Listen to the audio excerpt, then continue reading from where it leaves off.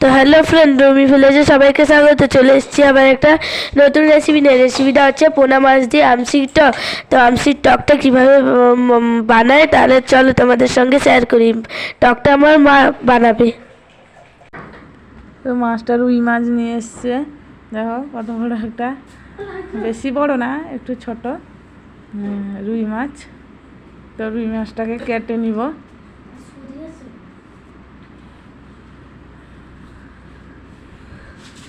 এইরকম পিস করে কেটে নিব।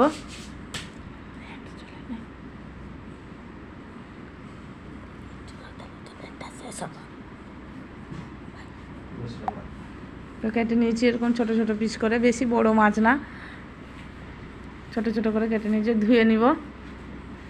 তো রুই মাছের আমসি দিয়ে টক বানাবো। তো খেতে খুব ভালো লাগে। লবণ দিয়ে দিব হাফ চামচ, হলুদ দিয়ে দিব হাফ চামচ। মাছটাকে ভালো করে মাখিয়ে নিব।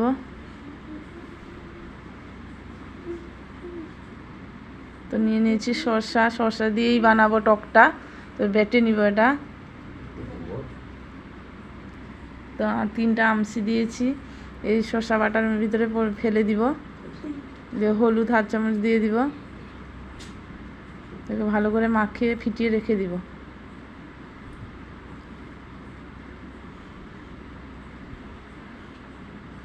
তো টকটা বানানোর জন্য নিয়ে নিয়েছি টমেটো দুটো ছোট ছোট,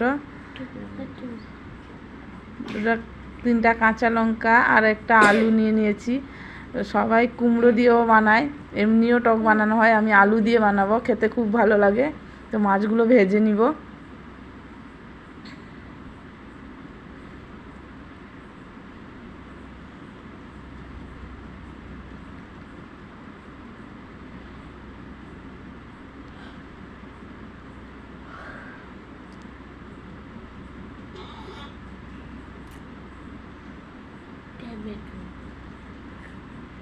তো তুলে নিব, মাছগুলো ভাজা হয়ে গেছে।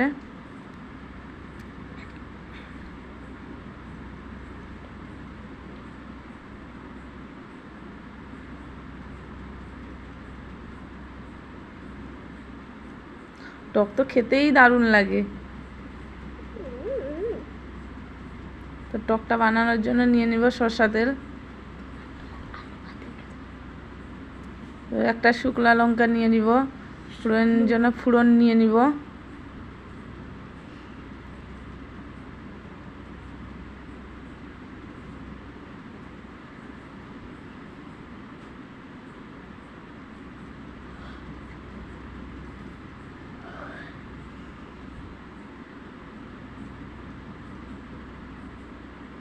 তো এবার হয়ে গেছে, লাল হয়ে গেছে। তো কেটে রাখা টমাটোটা দিয়ে দিব।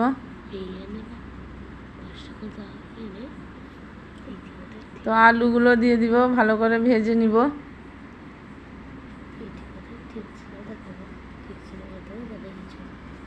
তো ভালো করে একটু ভেজে নিব।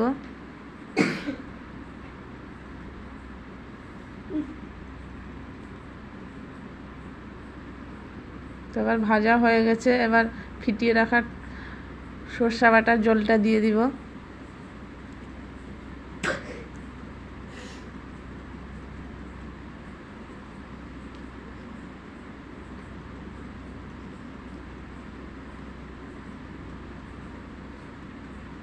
তো আম যখন থাকে না তখন আমসি দিয়েই বানানো হয় টকটা।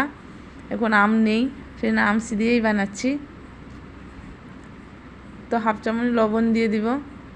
তো হলুদের গুঁড়োটা দিব না, দিয়ে দিয়েছি শসা বাটাতে, সেই জন্য দিব না। মাছগুলো ছেড়ে দিব টকে।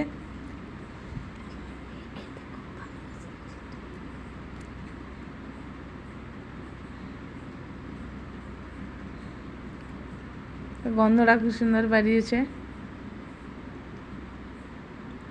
3টা কাঁচা লঙ্কা দিয়ে দিব। তো সরষা তেল একটু দিয়ে দিব ফোটার সময়, কত সুন্দর ঝাঁঝ গন্ধ উঠে টকে, খেতেও স্বাদ লাগে কাঁচা তেল দিলে একটু।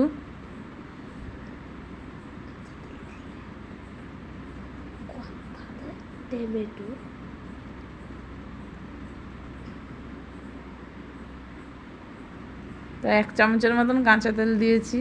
টকটা এবার হয়ে গেছে, ঢেলে নিব।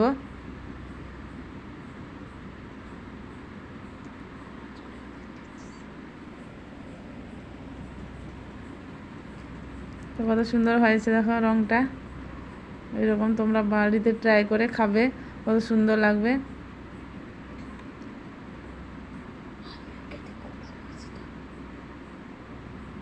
তো ভালো লাগলে লাইক শেয়ার সাবস্ক্রাইব করে দিবে।